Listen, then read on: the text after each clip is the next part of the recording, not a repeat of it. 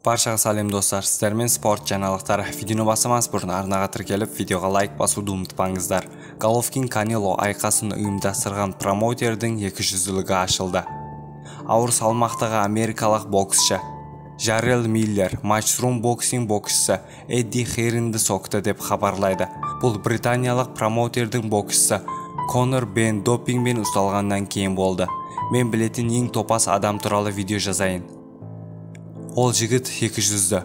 Хейрнің боксшысы допингмен ұсталды. Мәселе олардың Ұлыбританияда жекпе-жек өткізетігінде. Олар УКАД пен ВАДА қызметін тұтынады. Бен ВАДА протоколын құлады. Ал енді Эдди Хейрн ВАДАны мойындамаймыз деп шығыпты. Қысқасы ол 200-ді. Өзіне-өзі қайшы келіп отыр.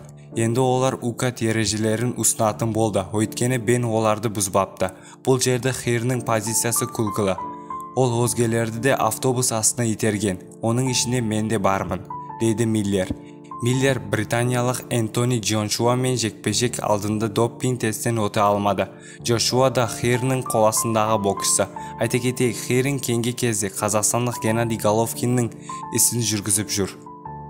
Промоутер Фьюри мен Джошуа кездесуі неге болмай қалғанын айтты. Аса ауыр салмақта WBS белбеуінің иегері Тайсон Фьюридің промоутері Фрэнк Уоррен не үшін Энтони Джошуа мен жекпе-жекті өтпей қалғанын айтты.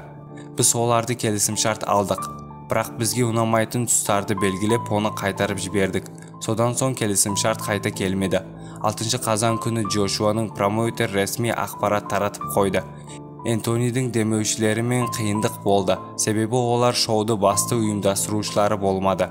Джошуа Усикпен кездескенді, Б тарапында болды. Бұған қарамастан біз оны Тайсонмен кездесуін ұйымдастырамыз деп ойламадым. Алайда Джошуа ашуланып жекпе-жекті қаша берді, деді Уоррен. Еске салайық, Тайсон Фьюри енді Джошуаның орнына Дерек Чисорамен кездеседі. Бұл айқас 3 желтоқсан күні Кардиф қаласында өтеді. Сіздермен спорт жаңалықтары болды. Арнаға тіркеліп, видеоға лайк басуды ұмытпаңыздар.